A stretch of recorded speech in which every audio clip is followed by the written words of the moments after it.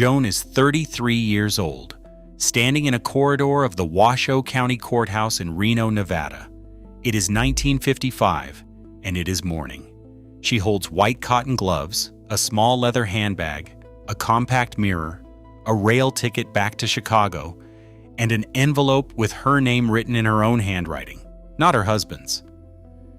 Everything she carries looks like ordinary preparation, but by the time she walks out those courthouse doors, 12 unwritten rules are already waiting. Number 1 will explain why all of them existed. Number 12, the name on the envelope. The envelope in Joan's bag has her name written in pencil, not Mrs. John Hayes. Something new, something that required thought, something she had to look up. According to the etiquette of the period, Amy Vanderbilt's Complete Book of Etiquette, published in 1952, covered this directly. A divorced woman did not simply return to her maiden name. The correct form was Mrs., followed by her maiden name and her former husband's last name. Mrs. Hughes Reynolds, for instance. If she used her own first name after Mrs. Joan Reynolds, that specific format signaled to anyone who knew the code that she was divorced. This was not a small distinction.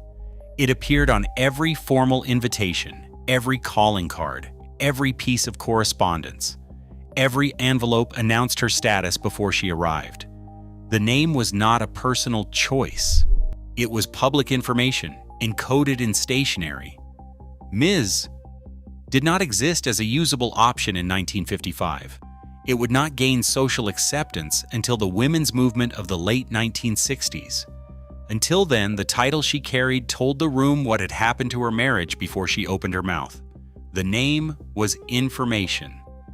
The envelope did its work before anyone spoke. Number 11, the appearance audit.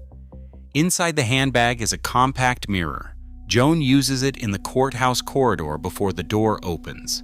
This is not vanity. This is compliance. The 1950s advice culture was explicit about what a divorced woman's appearance communicated.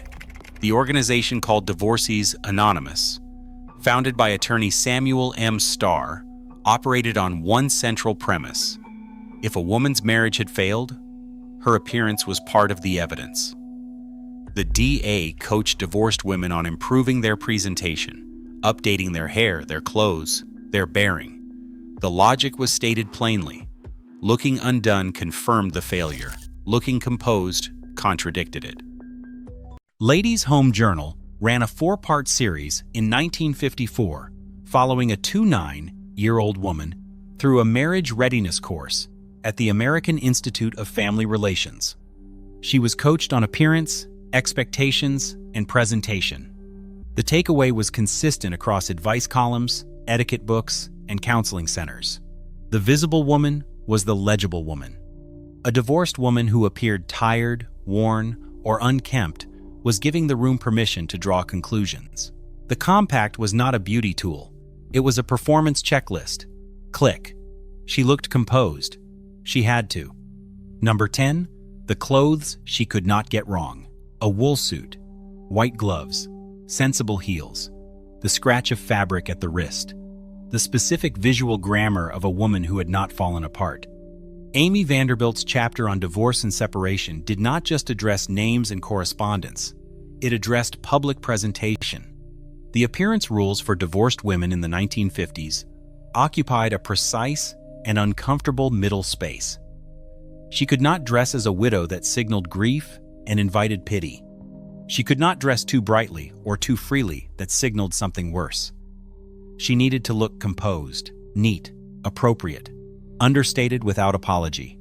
Dressing outside those unwritten norms, etiquette, culture, and social expectation made clear, invited judgment from employers, landlords, neighbors, and new acquaintances reading her on sight. The clothes said she had managed the situation. Every room she entered would check. The suit was not expression. It was a first impression test administered before she said a word. The consequence of failing it was not a fine. It was a tone that changed in every room she walked into. Number 9, the dinner table built for pairs. There is no invitation in Joan's bag. This is not an oversight. The suburban dinner party in the 1950s was structured around couples. A table for 8 meant 4 pairs. A divorced woman arriving alone disrupted more than the seating plan. In many communities, religious and social networks regularly excluded divorced members. Women's church auxiliaries, neighborhood committees, couples' evenings, in these were not explicitly locked to her. The door was never literally closed. The invitations simply stopped arriving. The friends were not unkind. They were managing arithmetic. The table did not have room for odd numbers, and she was now 1. She was not excluded in anger. She was excluded in arrangement. The particular silence of a Saturday evening when the telephone does not ring is not dramatic. It accumulates. Community standing does not disappear at once. It withdraws invitation by invitation, one empty weekend at a time. The social world had its own mathematics. The institutional world, it turned out, had the same. Number 8. The church pew that shifted. The creak of a wooden pew. A Sunday morning. The same seat, the same congregation, the same familiar faces. Religious communities in the 1950s often treated divorce as moral failure. Many mainstream Christian denominations made this explicit. Others did not need to. The social architecture of church life, women's auxiliaries, Tuesday morning groups, prayer circles, was organized around wives and families. A divorced woman was technically welcome. Her place within the structure had simply changed. Many couples, documented in historical studies of the period, stayed in unhappy marriages specifically to avoid this consequence. Losing church community in mid-century American life was not a small social inconvenience. It meant losing a primary support network, the system through which childcare was arranged, reputations were managed, and community standing was maintained. The pew looked identical every Sunday. The distance was in inches and glances, a pause in handshakes where there had been none before, a name left off a committee list, nothing written down, nothing that could be pointed to. That was the point. Social rules corrected her presence. The next rules started correcting her address. Number 7. The landlord's question. A rental office. A chair scraping linoleum. A form on a table with a question about marital status. Before the Fair Housing Act of 1968, landlords could refuse to rent to divorced women without legal consequence. There was no federal protection. In some rental markets, a woman explaining that she was divorced would hear the tone change before she finished the sentence. She might be told the unit was already taken. She might be offered something smaller, further, less desirable. The Chicago Housing Authority in the 1950s operated a documented surveillance system for single mothers in public housing, home visits, domesticity, benchmarks, and an internal removal process for tenants judged non-compliant with standards of household presentation. The line between housing and reputation was, in practice, no line at all. The rail ticket in Joan's bag means she needs a place to live in Chicago. The landlord has a form. The form looked like a rental application. It was a reputation test. She might find a room. What she could not find, before 1974, was a loan she could sign for herself. Until now, the rules lived in her compact, her invitations, her dinner table, and her pew. The next rules belonged to offices that keep files. The embarrassment was behind her. The paperwork was ahead. Number 6. The bank window. A bank counter. Fluorescent light overhead. A form turned toward her across the surface. Before the Equal Credit Opportunity Act of 1974, divorced women were considered poor credit risks. The reason was structural. During her marriage, any credit cards she used were issued in her husband's name. Credit history accrued to him. Upon divorce, that history did not follow her. It stayed with the account. Her years of managing the household finances, paying bills, keeping records, none of it appeared in the bank's calculation. Before the 1960s, many women could not reliably open bank accounts in their own names at all. Even afterward, in many institutions, a male cosigner was still expected. Divorced women who needed to rebuild credit often had to ask their fathers or their former husbands to cosign. Some lenders in this period required statements about a woman's use of birth control, concerned that pregnancy might affect her ability to repay.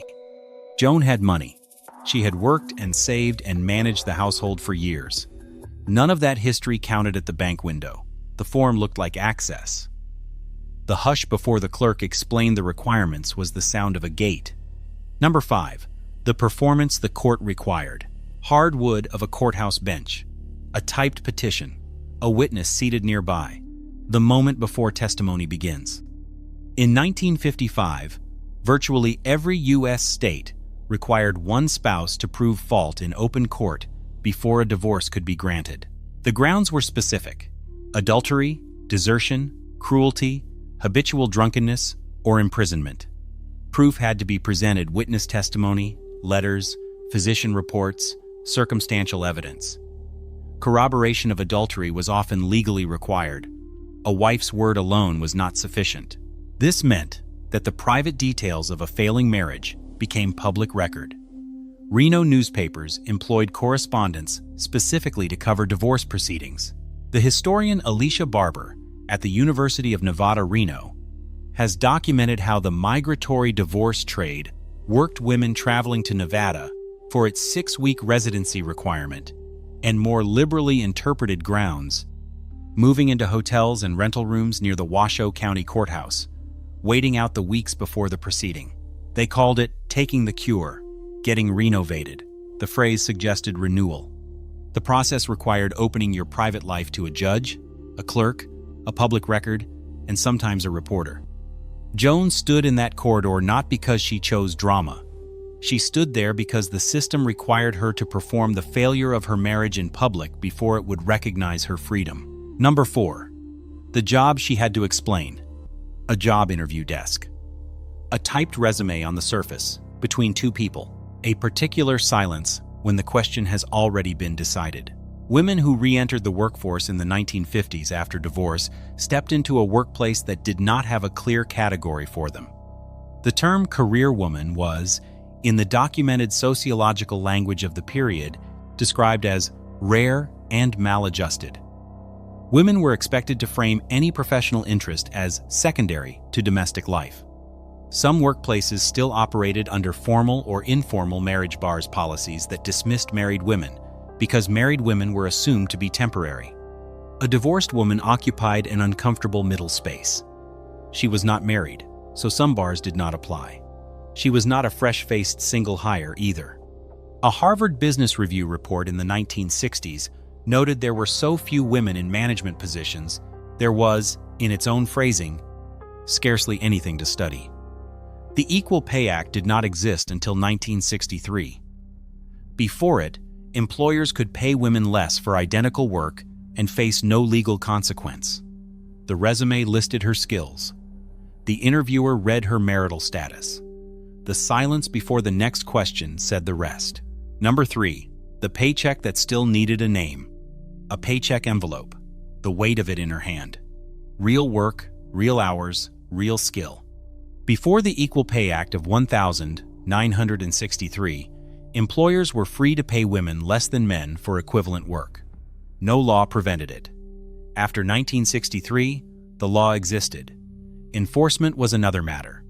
Before the Equal Credit Opportunity Act of 1974, a woman's earned income did not automatically translate into financial independence. In many lending institutions, a woman's salary was discounted or ignored when calculating loan eligibility. Banks sometimes counted only half of a woman's income in joint loan applications. Some counted none at all if she was under a certain age, on the assumption that pregnancy would interrupt it. Divorced women rebuilding financial lives had to navigate all of this simultaneously. The work was real. The check was real. The credit line still required a man's signature to activate. She had the money. She didn't have the signature. Number 2. The proof she had to speak out loud. The courthouse again. The bench. The moment she has to describe, in a public proceeding, the private contents of a marriage that was already over.